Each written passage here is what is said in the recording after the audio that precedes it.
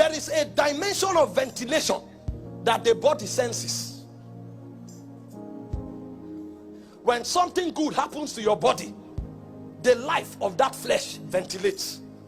That ventilation that comes from your body when something good happens to you is called pleasure. That's the lowest experience in this framework called man. So when you are in an air-conditioned room, you feel good because it's interacting with your body. There is no way the air condition can touch your spirit. So pleasure functions at the fleshly realm. If all you feel and experience is pleasure, as beautiful as it is, in the realm where it matters, you are called a dead man. That's why in 1 Timothy chapter 5 verse 6, it says, "Him that liveth for pleasure is dead while he walketh."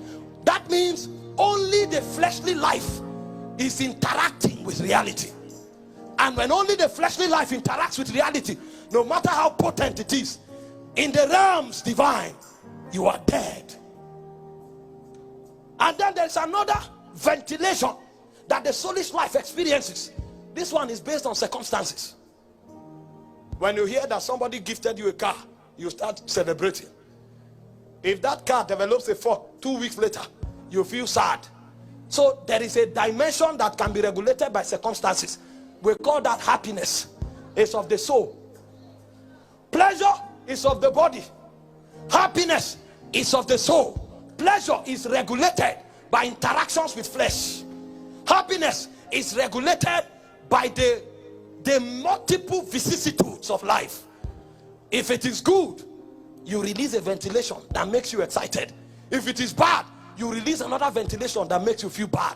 So pleasure and happiness, they fluctuate. A believer cannot function from that economy. When a believer lives by pleasure, it means he's walking only at the lowest realm of life. If a believer functions by happiness, he's living at a higher realm, but that realm is still disadvantaged, because when the devil wants to frustrate his existence, he begins to touch the things around him. But there is a realm where circumstances cannot manipulate. Joy is the ventilation of the spirit life. It is not regulated by circumstances. So even though I walk through the valley of the shadow of death, I fear no evil. There is nothing that happens that can stagger you. You are like Mount Zion that cannot be moved, because you are spending from an economy that is eternal. Oh.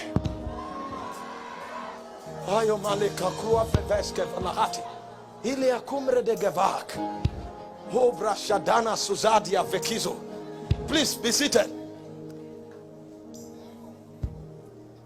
When we talk about the economy of joy, we are talking about an outflow of the spirit life because of the interactions that happened in the spirit. And so in Luke 1:46, when the word of the Lord came to Mary, she said, "My soul doth magnify the Lord, because my spirit hath." What the soul is feeling now is a product of what has happened in the spirit in the past. My soul doth magnify the Lord, because my spirit hath rejoiced in the God of my salvation. So joy is an economy of the spirit. When your spirit ventilates, what you call it is joy. That's why circumstances can't bend it.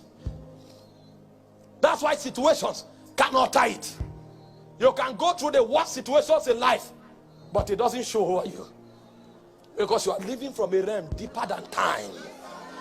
You are living from a dimension that things cannot affect. So joy is a very spiritual commodity, and that's why only few have it. But tonight, many people will migrate from pleasure, migrate from happiness, and they'll begin to walk at the realms of joy.